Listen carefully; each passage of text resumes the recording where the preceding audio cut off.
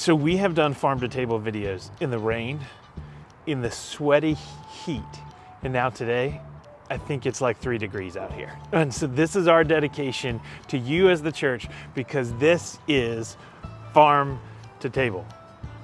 And in our discussion today, well, let me say this.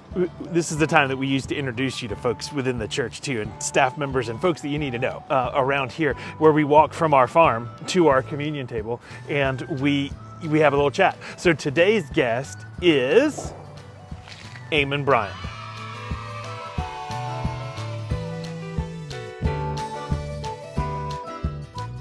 Hey, Eamon. Hey, Dan, how are you? Shall we take a little stroll? Yeah, let's do it. I think it's warmer that direction. I agree. I'm going to kind of squinch up a little bit. That's okay. Because it's cold. Okay. Borrow my coat. Thanks. What a servant. Okay, so it is a traditional question here on Farm to Table. Yeah. Where did your name come from? I mean, I know your parents probably gave it to Sure, you, but why? sure. But Eamon is a Irish. interesting name, Yeah, right? So it is an Irish name. My mom really liked the name. Okay. That was one thing. She wanted a name that nobody could really make a nickname out of. Nobody could shorten it. So this was her choice. My dad liked to pop. I feel like that's a challenge. Yeah. I need to start calling you Aim. You could try. Don't know if it'll stick. Mon. Okay. All right. My dad liked a popular runner at the time named Eamon. And he was big into cross country, so that was a thing for him. It means Hillside Protector. Wow. Hillside Protector. That's cool. Well, you're kind of our Hillside Protector here at Redeemer as well. You not only attend here and worship here and work here, you also live here as well. That's true. Right? Some people might not know that. You actually live right back here on the property itself. That is accurate. We've lived here now for about a year, well, almost 2 years now. We're coming up on the 2-year mark here this June. It's been quite an adventure. We've loved it. It is very, very busy, and I'll tell you, it's weird to have everything as sort of a one-stop shop in your life. Like, we live, work, sleep, eat, breathe here. Right. So. Well, okay, so let's talk about the work part of it. Sure. What do you do here at Redeemer? Well, I'm the facilities manager. Okay. That includes a little bit of groundskeeping, Okay. maintenance work, custodial, basically anything that you need to do to maintain the building.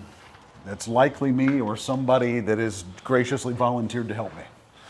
Right, and we have a lot of complicated spaces around here too. We do. have big indoor spaces and outdoor spaces and things that haven't been church spaces before, and so there's a ton of complexity to what you do. There truly can be. It has been a wild learning experience for me as well. You've been in places in this church that most people have not been before. That's accurate. Yes. Okay, so one of the aspects of how we run our staff here at Redeemer as well is we don't have anybody on staff who is not doing the work of ministry, right? Everything we do is ministry.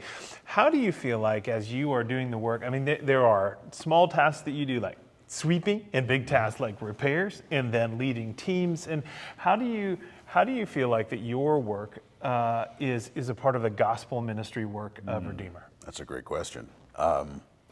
For me, the thing that I come back to is that I don't have to do any of this, but I get to.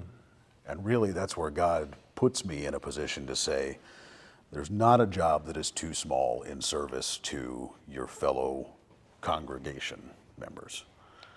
You're serving the body of Christ in a tangible way. One, they can enjoy this in a physical manner. Two, they actually have the ability to then come in and not worry that this isn't something they specifically have to take care of. Yeah. So it gives me a moment to say, I'm going to serve you in this way. Yeah. So you don't have to think about it. Right.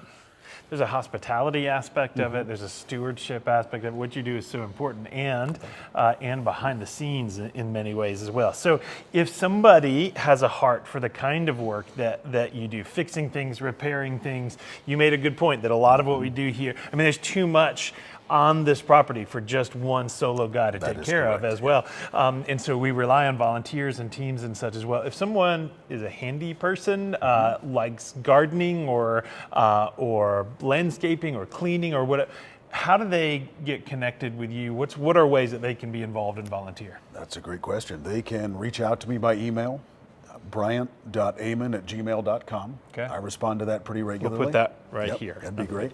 Somewhere. You can meet me at church any point and just tap me on the shoulder during hospitality hour. I'd love to talk with you about it. And really, even if it's just I want to learn how to do something, that's great. I have no issue. We can do some shoulder-to-shoulder time and learn together and fix whatever we need to fix. Yeah. And I'll add one other way that you can help Eamon out to in his ministry is clean up after yourself, right? Help take care of this place that we love. We don't have a big team of folks that come and help take care of everything. So if there's a giant mess around you after you get up on a Sunday morning, why don't you pick that up? And help out whatever you see around the property of ways. Own this place, right? This is God's house, but we are God's family that lives within it, and so I get to say that even if Eamon doesn't. So pick up after yourself as well. But then anytime that you see Eamon, bless him for the work that he is doing and how he serves you and serves the Lord in this place. And if you want to be able to help out, reach out to him as well. We are thankful for you, my friend, and your continued role playing Moses and any other characters we actually ask when we need your booming voice for those things as well. So thank you for that as well. That is Farm to Table. This is Eamon Bryant.